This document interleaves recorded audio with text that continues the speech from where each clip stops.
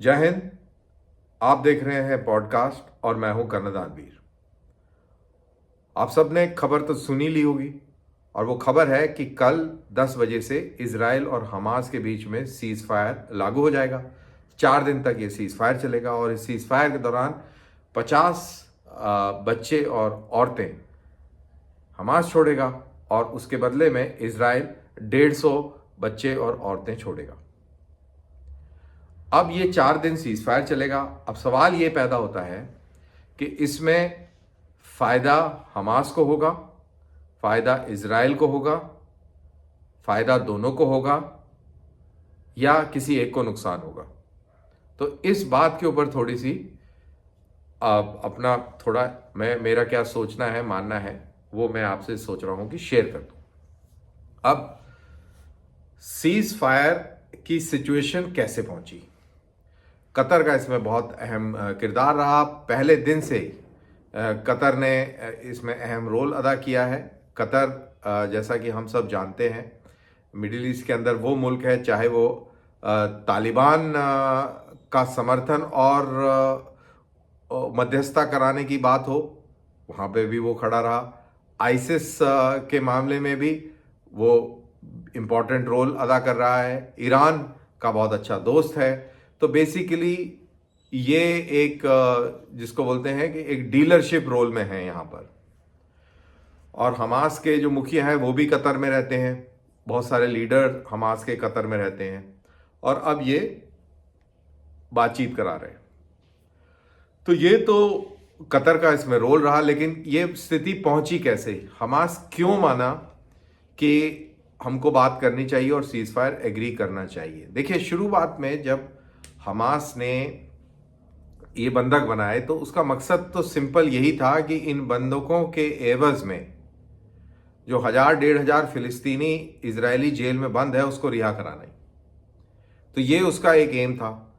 तो इस मकसद के हिसाब से तो वो लेके ही गया था, लेकिन जिस हिसाब से इजराइल ने हमला किया, शायद हमास ने इतनी उम्मीद नहीं करी थी। और इस चक्कर में क्या हुआ, नॉर्थ गाजा के अंदर इजराइल ने सब कुछ तहस नहस कर दिया, सब कुछ जमी दोज कर दिया और नॉर्थ गाजा से फिलिस्तीनियों को साउथ गाजा में अपनी जान बचाकर भागना पड़ा। हमास सिविलियंस की ह्यूमन शील्ड बनाकर अभी तक लड़ रहा था और अब फिलहाल वो इजरायली बंधकों के ह्यूमन शील्ड के पीछे छुपा हुआ है। इजराइल को भी मालूम है कि पूरी तरह अगर पूरे जोर से हमास के खिलाफ गए तो खुद के जो इजरायली बंधक हैं उनके मारे जाने का अंदेशा है और बीच में कुछ मारे भी गए। लेकिन उन्होंने अपने ऑपरेशंस जारी रखे और प्रेशर बहुत ज़बरदस्त बना दिया। लॉजिस्टिक प्रेशर भी था और मिलिट्री प्रेशर भी था। दोनों प्रेशर के चलते हमास के पास और कोई चारा नहीं बचा था और हमास को एक ब्रीदिंग स्पेस की ज़रूरत थी। तो उस ब्रीदिंग स्पेस को दे रहा है ये 4 दिन का सीज फायर। जहां तक इजराइल का सवाल है, नेतन्याहू की आलोचना देश में बहुत हो रही थी। आपको जैसा मालूम है, नेतन्याहू ने पहले अपने कोर्ट्स को डाइल्यूट करने का प्रयास किया, डेमोक्रेसी को कमज़ोर करने का प्रयास किया और इजराइल प्रो नेतन्याहू और अगेंस्ट नेतन्याहू में बुरी तरह पॉलिटिकली डिवाइडेड था। सितारे बहुत गर्दिश में थे और पॉपुलैरिटी बहुत डाउन थी और तब ये पूरा वाकया हो गया। और वाकया भी कैसे हुआ कि साउथ से इन्होंने फौजें निकालकर वेस्ट बैंक को भेज दी। वेस्ट बैंक में सेटलर्स को सेटल किया जा रहा था क्योंकि ये बहुत ही अल्ट्रा राइट विंगर हैं और वहाँ पर तनाव वाली स्थिति बनी हुई थी। और उस तनाव वाली स्थिति में सिचुएशन ऐसे हुई कि साउथ में फौजी प्रेजेंस कम हो गई और ये मौका मिल गया हमास को एक्शन करने का। अब जैसा मैंने कहा कि नेतन्याहू की पॉपुलैरिटी कमज़ोर हो गई, तो नेतन्याहू के ऊपर जोर है कि हमारे लोगों को रिहा जल्द से जल्द कराया जाए। नेतन्याहू, अगर आपको याद हो, जब ये युद्ध में गए थे तो इनके क्या स्टेटेड एम थे? स्टेटेड एम ये था कि अपने लोगों को रिहा कराएंगे और हमास को तबाह करेंगे। तो क्या हमास तबाह हो गया? ए। क्या लोग रिहा हो गए? बी। और ये 50 लोग जब रिहा हो जाएंगे तो क्या ये एम मुकम्मल हो जाएगा? जवाब है नहीं, क्योंकि 200 से ज़्यादा लोग बंधक हैं, अभी सिर्फ 50 ही छूटेंगे। तो काफ़ी सारे बंधक अभी भी हमास के कब्जे में रहेंगे और हमास उनको जब तक नहीं छोड़ेगा जब तक इजराइल अपने ऑपरेशंस को ख़त्म नहीं करेगा, क्योंकि उनके पास जो वहाँ पे जो लीडर है उसके पास सिर्फ ये एक ही सहारा बचा हुआ है अपने आप को जिंदा रखने का, और वो है इजरायली प्रिजनर्स। अगर ये सारे प्रिजनर्स एक्शन में मारे जाते हैं या रिहा हो जाते हैं तो हमास खत्म हो जाएगा। तो इसलिए हमास किसी भी हालत में इनको खोना नहीं चाहेगा। इजराइल का यही प्रयास रहेगा कि इनके ऊपर इतना प्रेशर बना के रखा जाए कि ये मजबूर होकर इनको छोड़ दें। लेकिन इस मजबूरी में ये भी हो सकता है कि इजरायली बंधकों को नुकसान भी हो जाए, तो ये भी एक ड्रॉबैक है। तो अब इस सिचुएशन में जब नेतन्याहू ने अभी तक अपना मुद्दा हासिल नहीं किया है, तो ऐसे में नेतन्याहू बीच में ऑपरेशंस तो बंद पूरी तरह कर नहीं देगा। अब नेतन्याहू के ऊपर अमेरिका का भी दबाव था, पूरी दुनिया में इजराइल की भर्त्सना हो रही है। जिस तरीके से इजराइल ने बमबारी करी है गाजा की, कोई भी व्यक्ति जो नॉर्मल सेम थिंकिंग व्यक्ति है उसको वो अच्छा नहीं लगा है। चाहे वो हमास के कितना ही खिलाफ क्यों ना हो, चाहे हमास ने कितना बड़ा जघन्य अपराध क्यों ना किया हो, लेकिन उसके काउंटर में जिस तरीके से सिविलियन पॉपुलेशन टारगेट हुई है और गाजा के अंदर तबाही हुई है, बहुत सारे लोगों को वो चीज़ पसंद नहीं आई है। तो बहुत सारा प्रेशर था नेतन्याहू के ऊपर, तो नेतन्याहू ये मान गए। तो ए, जैसा मैंने पहले कहा कि कुछ प्रेशर रिलीज होगा, और बी, इजरायली आर्मी के लिए ये ठीक नहीं रहेगा। अब ये तो रही बात पॉलिटिक्स की और ये सब जो चीज हमने करी, लेकिन अब प्योर फौजी नज़रिए से अगर इसको देखा जाए तो इजराइल की फौज जिस तरीके से अपने ऑपरेशंस कर रही थी, जिस तरीके से इजराइल वहाँ पर टनल्स को बर्बाद कर रही थी और छुपे हुए आतंकवादियों को तबाह कर रही थी, वो एक मोमेंटम बना हुआ था, उस मोमेंटम में विराम पड़ गया। अब ये 4 दिन में बहुत कुछ रीऑर्गेनाइजेशन हो जाएगा, इधर से उधर लोग जाएंगे, अपनी स्थितियां मजबूत करेंगे, कंसोलिडेट करेंगे। अभी तो सब भागम भाग मची होगी, इधर इजरायली आ गए, इस टनल से उधर पहुंच गए, वहां छुप गए, यहाँ आ गए, उधर से उधर चले गए, और ऐसी अफरा तफरी मची होगी। लेकिन अब 4 दिन का सुकून है, और इस सुकून का फायदा हमास पूरी तरह लेगा, और इसके अंदर ड्रॉबैक पे रहेंगे इजरायली आर्मी। तो पॉलिटिशियंस डिसीजन लेते हैं और फौजियों को हार्म्स वे में भेजते हैं, आग में धकेलते हैं, और अपने हिसाब से वो सिचुएशंस को मैनेज करते हैं जिसमें फौजियों की ज़्यादा से नहीं होती। ये पूरी दुनिया में ऐसे ही होता है। तो political decisions are not always the best decisions from military point of view.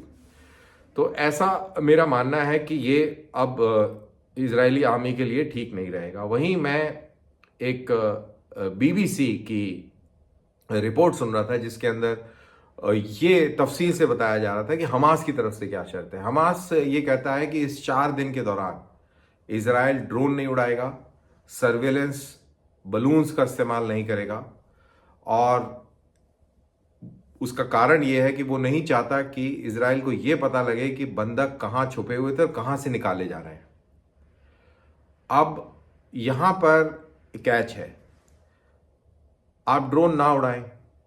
आज के ज़माने में बहुत ही बारीकी नज़र आपके ऊपर सैटेलाइट के ज़रिए रखी जा सकती है, रखी जाती है। तो इस समय मेरा मानना है कि इजराइल के ऊपर बहुत ज़बरदस्त सैटेलाइट एक्टिविटी हो रही होगी, US की सैटेलाइट एक्टिविटी होगी। मेरे को ताज्जुब नहीं होगा अगर इंडिया की सैटेलाइट एक्टिविटी भी वहाँ पर होगी, क्योंकि इंडिया भी एक स्ट्रेटेजिक पार्टनर है और इंटेलिजेंस शेयरिंग हम करते हैं। हमारे पास स्पेस में एसेट्स हैं और हम उन एसेट्स का बिल्कुल फ़ायदा उठाएंगे और उठा भी रहे होंगे। तो मेरे को ऐसा लगता है कि हम भी इस सर्विलेंस में अपना योगदान देंगे, ये मेरा मानना है। अब चीज़ तो पता लगी जाएगी कि कहाँ से हमास निकल रहे हैं, क्या है, वगैरह वगैरह। और ये हमास को भी मालूम है कि चाहे कितने भी वादे करवा लो लेकिन पता तो लग जाएगा। तो हमास के पास क्या तोड़ रहेगा? हमास के पास बचे हुए 150 इजरायली बंधक तोड़ रहेगा और वो उनको आगे रखेगा और हमास की जो लीडरशिप है, जो क्रिटिकल लीडरशिप है, वो उनके पीछे रहेगी, जिससे कि इजराइल अपना जो फाइनल एम है कि हमास पूरी तरह तबाह कर देना, वो अचीव ना कर पाए। तो ये इजरायली मिलिट्री के लिए चैलेंज होगा। और जैसा मैंने कहा कि ये 4 दिन के अंदर हमास जरूर अपनी मोर्चाबंदी स्ट्रांग कर लेगा, वहीं इजरायली आर्मी के मोमेंटम पे जरूर फर्क पड़ा है। लेकिन जैसा मैंने कहा कि ये एक गोल्डन अपॉर्चुनिटी भी है इजरायली आर्मी के लिए, ये पता लगाने में कि बंधक किस इलाके से निकल के आते हैं और कहाँ छुपे हुए हैं। तो ये सारी एक्टिविटीज़ अभी आप 2-4 दिन में देखेंगे। मीडिया में हम देखेंगे कि कैसे भावुक सीन देखेंगे, लोग वहाँ से आ रहे हैं, फैमिली से मिल रहे हैं, और जब ये 50 लोग अपनी फैमिली से मिलेंगे तो इजराइल के अंदर और ज़्यादा प्रेशर बनेगा, और ज़्यादा प्रेशर बनेगा, क्योंकि जिन लोगों के नियर एंड डियर वन जिनको नहीं छोड़ा गया है, उनकी तरफ से प्रेशर बनेगा। पब्लिक ओपिनियन नेतन्याहू के खिलाफ और तेज होगा। और in any case Netanyahu popular leader नहीं है इस समय, लेकिन क्योंकि मुल्क जंग की हालात में है तो अभी नेतन्याहू हैं। लेकिन आफ्टर द वॉर इसमें कोई संदेह नहीं होना चाहिए कि नेतन्याहू बिल्कुल नहीं बच पाएंगे, क्योंकि इंटेलिजेंस फेलियर भी था और जो नेतन्याहू का जो मिलिट्री प्लानिंग थी कि साउथ से फौजें निकाल कर वेस्ट बैंक में जबरन सेटलमेंट करवाए जाए, वो भी लोगों को ठीक नहीं लग रहा है। तो बहरहाल ये स्थिति बन रही है और ये सिचुएशन है इस ट्रूस को लेकर। और अब देखते हैं कि इन 4 दिनों के ट्रूस के बाद आगे क्या कहानी बनती है। अब इसमें 2 चीज़ें होंगी। जैसा नेतन्याहू ने कहा कि ये जंग जारी रहेगी, तो बिल्कुल जंग जारी रहेगी, क्योंकि हमने अभी डिस्कस कर ही लिया कि भाई आपका अभी स्टेटेड एम ही नहीं क्लियर हुआ है, तो आप अभी जंग को बीच अधूरी हालत में नहीं छोड़ सकते।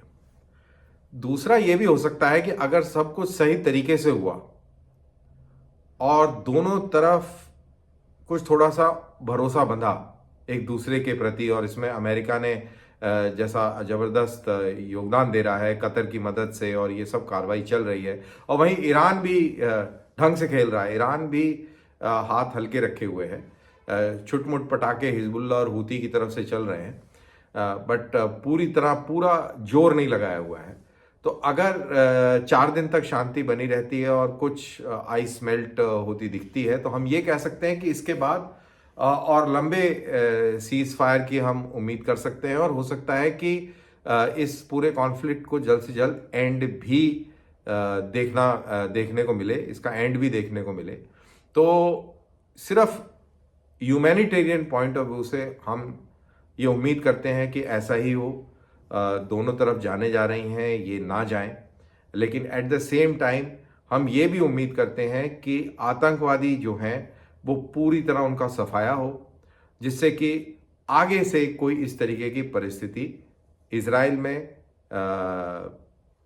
मिडिल ईस्ट में या पश्चिम एशिया में ना बने। तो इसी के साथ मेरा पॉडकास्ट यहाँ पर समाप्त होता है। आपको ये पसंद आए तो प्लीज़ अपने दोस्तों के साथ लाइक कीजिए, शेयर कीजिए और मुझे दीजिए इजाज़त। जय हिंद।